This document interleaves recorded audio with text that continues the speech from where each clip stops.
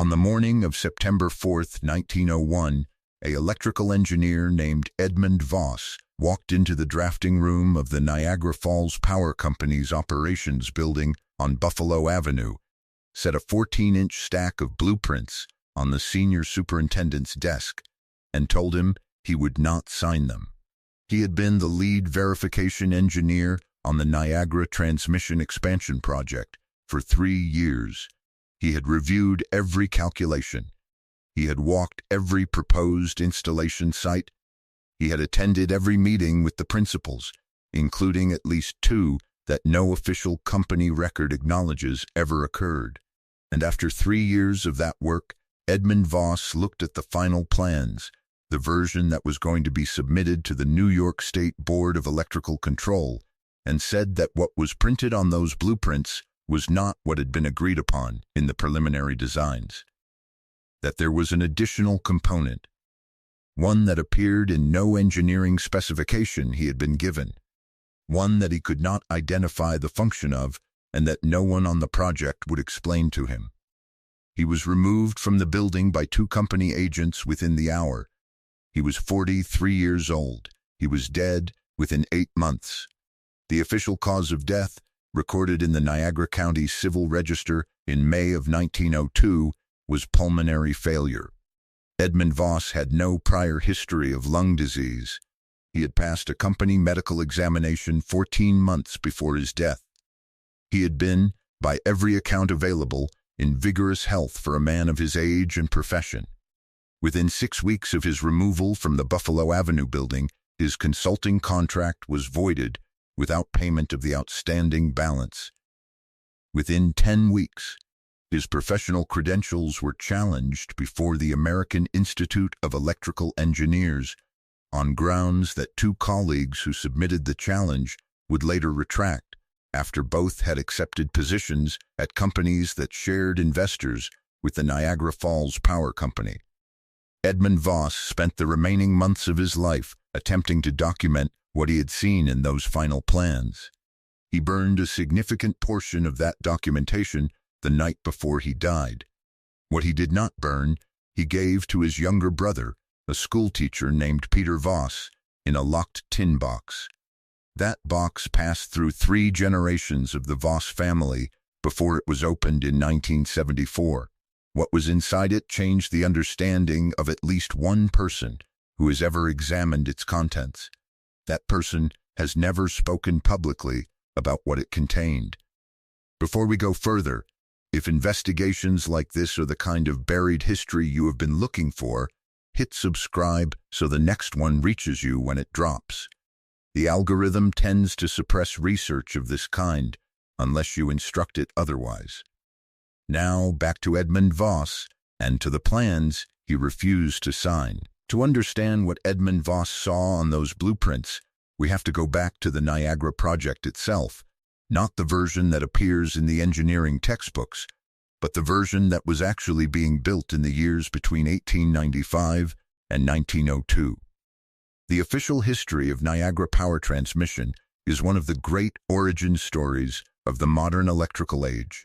In that telling, a consortium of investors, led by Edward Dean Adams of the Cataract Construction Company and powered by the competing visions of Nikola Tesla and George Westinghouse, harnessed the falls and delivered alternating current electricity to Buffalo on November 16, 1896, proving once and for all that ACT transmission was viable over distance and that the future of American power would not be the direct current system promoted by Thomas Edison and his backers. That story is accurate as far as it goes. What it leaves out is the second phase of the Niagara expansion, the one that began in 1898 and that was being finalized in the plans Edmund Voss refused to sign in September of 1901. The second phase was not announced to the public. It was not reported in the engineering press.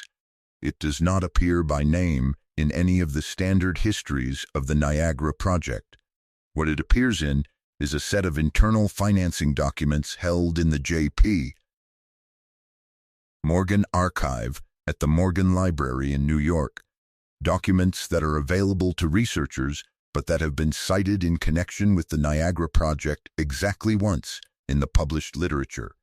In a footnote in a 1938 dissertation completed at Columbia University that has never been digitized, and whose physical copy in the Columbia Library System was listed as missing in 1971. No replacement copy has ever been located. The dissertation's author, a graduate student in the history of technology named William Arcott Stearns, completed no further academic work after 1939. His whereabouts after that year are not documented in any public record accessible through Columbia or through the National Archives. Those Morgan financing documents reference a construction scope that exceeds by a considerable margin anything described in the public record of the Niagara project's second phase. They reference infrastructure running not from the falls toward Buffalo, as the public expansion was described, but running in the opposite direction, north, toward the Canadian border. And then continuing, the total budget line referenced in those documents is approximately 3 times the figure cited in the Cataract Construction Company's public capitalization filings for the same period. 3 times. That difference was not publicly reconciled. It was not explained in any shareholder communication that the Morgan Library's own archivists have been able to locate. It simply exists, a number that does not match, in a document that most researchers who have worked on the history of American electrification have never examined. Edmund Voss had been recruited into the Niagara project in 1898 by a man named Samuel Harkness Reed, a civil engineer who had supervised underground infrastructure work on the original Niagara tunnels and who was considered one of the foremost experts in high-voltage subsurface installation in North America at that time. Reed had worked with both Westinghouse and Edison-affiliated firms in the preceding decade and had maintained what his contemporaries described as a studied neutrality in the current war, the commercial and political battle between AC and DC power that had consumed the American electrical industry through the 1890s. He brought Voss onto the project specifically because Voss had no prior relationship with either camp. His recommendation letter, preserved in a personnel file at the Buffalo and Erie County Historical Society under the collection reference 1902 NF14, describes Voss as a man whose conclusions follow from evidence and not from prior commitment. That is a precise and deliberate way to recommend an engineer for a project where what you see in the plans and what you are expected to sign may not always be identical. Reed had spent 2 years working alongside Voss on the preliminary verification phase before the final plans were drawn. He knew what Voss was. He recruited him anyway.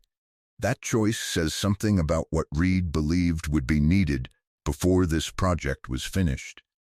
Samuel Harkness Reed resigned from the Niagara project in April of 1900.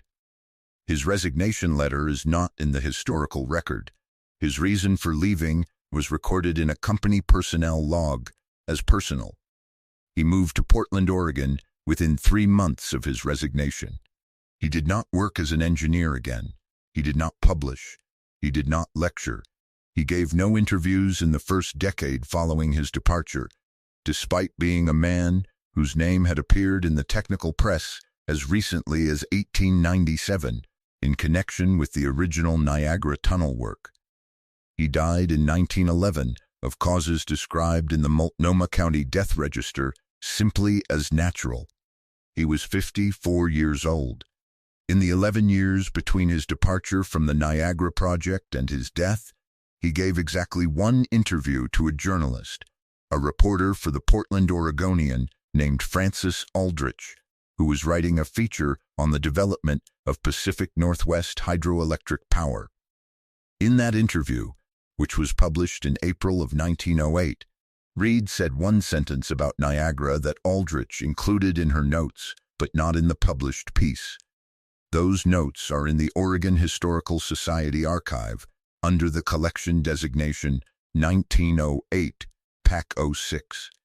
The sentence reads, "The facility that was built at Niagara between 1898 and 1902 is not entirely the facility that was described to the men who built it." Aldrich's published article does not contain that sentence. It contains a different sentence, in which Reed praises the Niagara project as an engineering achievement of the first order. The unpublished sentence and the published one were written on facing pages of the same reporter's notebook, dated the same day. Aldrich continued writing for the Oregonian until 1921. She never returned to the subject of Niagara. What makes Edmund Voss's refusal different from the kind of professional dispute that occurs on any large engineering project is the specific nature of what he objected to. He did not object to a calculation error. He did not object to a safety deficiency. He objected to the presence of a component in the final plans that he had never been shown in any preliminary document, and that he could not identify the engineering function of. He described it to at least 2 people in the weeks after his removal from the project. One of those people was his brother Peter. The other was a physician named Dr. Cornelius Alt, who treated Voss in the final months of his illness and who recorded Voss's account in the private journal he kept from his years of medical practice. That journal is in the collection of the Niagara University Library in Lewiston, New York. It was donated by Dr. Alt's granddaughter in 1962. It has not been the subject of any published historical study. The library's finding aid describes it as a physician's personal record of clinical observations, and does not identify it as containing any material related to the Niagara project or to Edmund Voss by name. The connection was identified only because a genealogist researching the Voss family in 2011 cross-referenced Niagara County medical records with the library's donation catalog and noticed that Alt's practice had been located 2 blocks from the Voss home on Ontario Street. Dr. Alt records that Voss described the unidentified component as appearing at 3 separate points along the transmission route, not at the generation facility at the Falls and not at the distribution terminus in Buffalo, but at intermediate points that, by Voss's description of their coordinates, would place them at locations with no existing infrastructure and no proposed public use. Alt records Voss's word for what the component resembled in the plans. He records it as a receiver, not a transformer, not a switch or a relay or a distribution node. A receiver. Voss did not, according to Alt's notes, speculate about what the receiver was intended to receive. He said only that it was not a component he had encountered in any prior installation project, that it appeared identically at all 3 intermediate points, and that when he had asked the project's senior electrical designer, a man whose name Alt records only as initial H, what it was, H, had told him it was a regulating device whose specifications had been finalized above both their pay grades, and that Voss's job was to verify the installation tolerances, not to understand the purpose of every component in the system. Voss had reviewed the installation tolerances. He had reviewed them 3 times. He would not sign. The Niagara Falls Power Company has never adequately addressed the discrepancy between the construction scope described in the Morgan Archive financing documents and the construction scope described in the public record of the project's 2nd phase. It has never explained why Samuel Harkness Reed, its most experienced subsurface installation engineer, resigned 17 months before the project's completion. It has never explained why the professional credentialing challenge filed against Edmund Voss was retracted by both submitting parties without explanation, and why both men who filed it accepted positions at Morgan-affiliated firms within the calendar year. It has never explained the presence of infrastructure at the 3 intermediate coordinates described in Dr. Alt's journal, coordinates that an independent researcher checked in 2019 against the New York State Cultural Resources Database and found to correspond to sites listed as decommissioned utility structures of uncertain origin and construction date. Why would the final plans submitted to the New York State Board of Electrical Control contain a component not present in any preliminary engineering specification?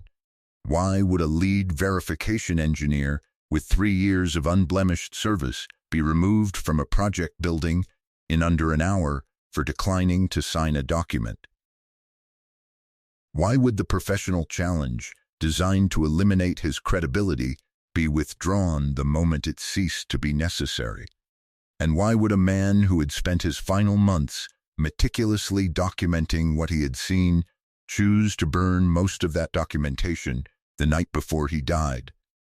The honest answer is that we do not know for certain. What we have is Dr. Alt's journal, Samuel Harkness Reed's unpublished sentence, the Morgan Archive financing records, the missing Columbia dissertation footnote, the personnel file at the Buffalo and Erie County Historical Society, and a tin box that passed through 3 generations of the Voss family before it was opened in 1974 by a retired electrical engineer named Martin Voss, Edmund's great-nephew, who examined its contents and within 2 years had sold his home in Rochester and relocated to a town in rural Vermont where he lived without telephone service until his death in 1989. That is not a coincidence. That is a pattern. And once you see it, you cannot unsee it. For the last 8 months of his life, Edmund Voss wrote.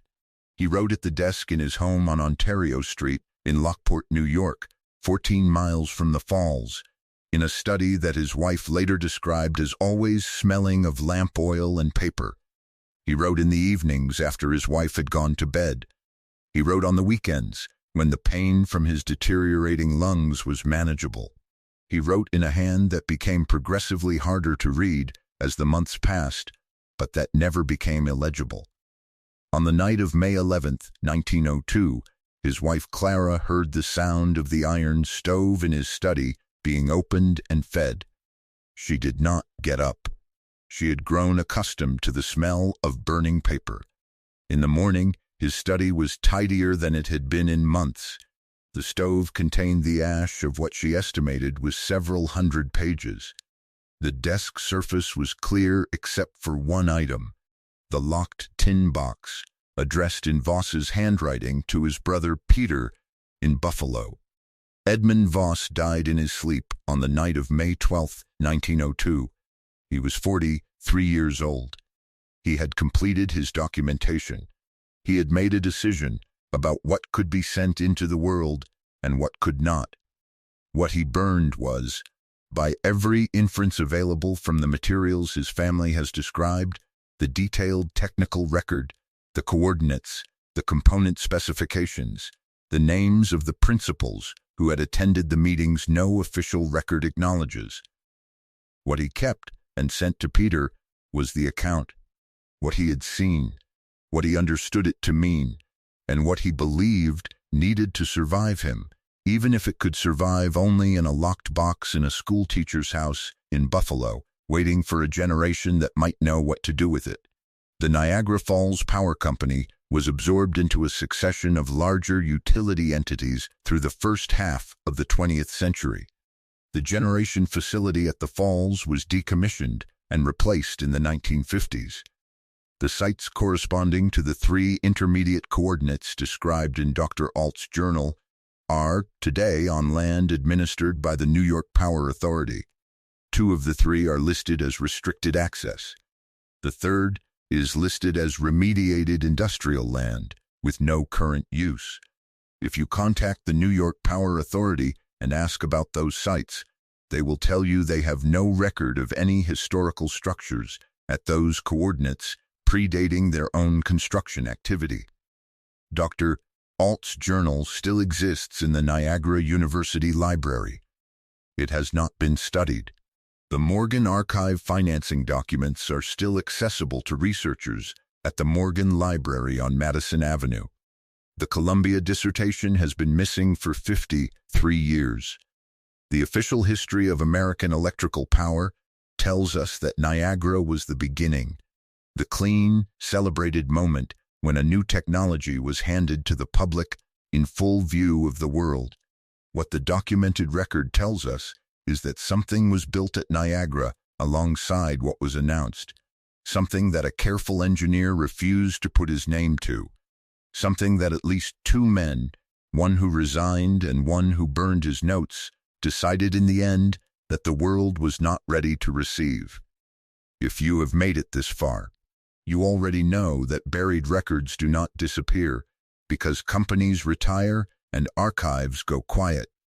They disappear when no one looks for them. Subscribe and share this with someone who needs to hear it.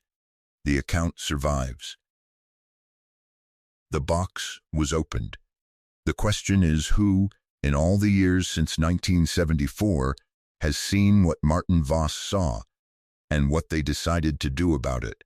Next week, I am following the money behind the Niagara second phase expansion, specifically the names that appear in those Morgan Archive financing documents, alongside a power infrastructure contract that was signed in 1899 and that bears a construction location no one on the public record of the project has ever acknowledged. One of those names you will recognize. One of them connects to a federal agency that did not officially exist until 1913.